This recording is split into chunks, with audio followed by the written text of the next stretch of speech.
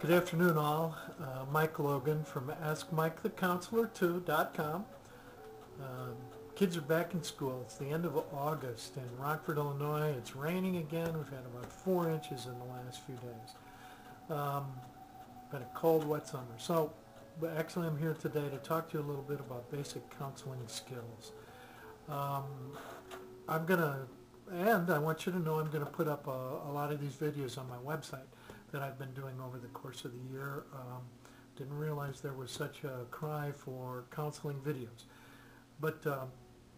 or such a search. Basic counseling skills. I went into counseling graduate school and had some experience in experiential workshops and certainly a lot of experience in personal growth and talking with people and listening very closely to them and connecting in very powerful ways. And I thought, well, why do I need basic counseling skills? And they were teaching me these things like attending and paraphrasing and reflective listening, and I was attempting to do those while I was listening to. In other words, I'm sort of going through the catalog and the textbook in my head while this individual, even in practice, was talking to me about issues going on in their life, and it was very confusing. However, after I began to assimilate or integrate the counseling skills that the instructors were giving me, they were breaking down communication into very distinct and discrete processes, which are very important for the counseling process and establishing trust.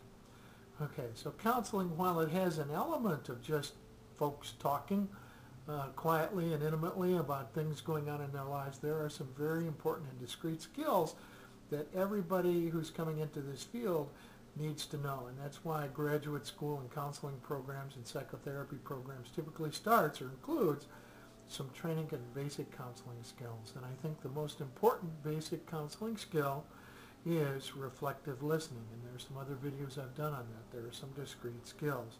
I'm making a commitment to listen to this other individual without judgment and listen closely. That means not daydream about what I'm going to cook for dinner tonight for my kids. I will be home first with them, get them off the bus, and they'll be hungry, and it's Friday, and they want to eat. So I can't be thinking about all of that stuff while I'm in a counseling session.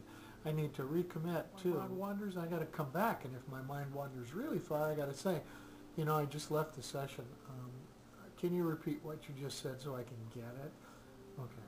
Well, hopefully that won't ever happen, because that's sort of distracting or disturbing for the individual who's paying you for your time. They're paying for your attention in a lot of respects. Okay, so reflective listening involves an intention, and I listen carefully to the words they say, and I literally repeat them in my head sometimes.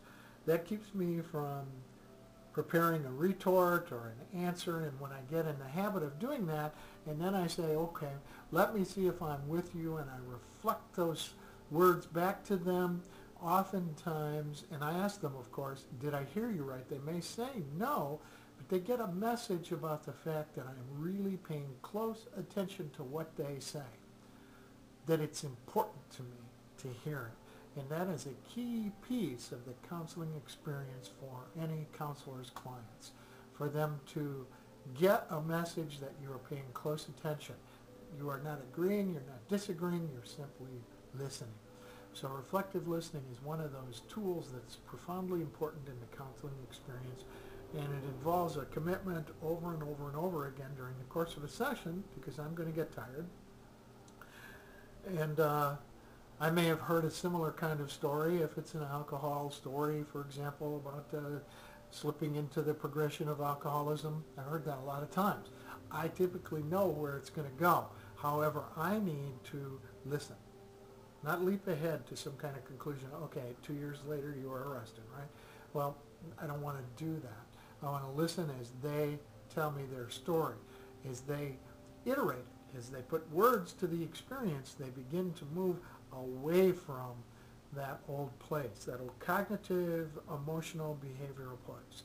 So listening is a key piece of basic counseling skills. And just like I'm looking at the camera, I look at my client and I lean in and I encourage with ahas and or encouragements. Okay, tell me more, all right, and reflections and summarizations, and then right at the end of the session, for all of you who are thinking about becoming counselors, I do the case note right away while it's fresh on my mind, okay, because I don't want to forget anything that this individual has said to me or the key themes that they've brought up in the session. So paying attention right up here, right here, is a key, the most important counseling skill there is. And we'll be doing more quick little videos about basic counseling skills. Thank you, Mike Logan, Ask Mike the Counselor 2, Friday the 29th. Bye-bye.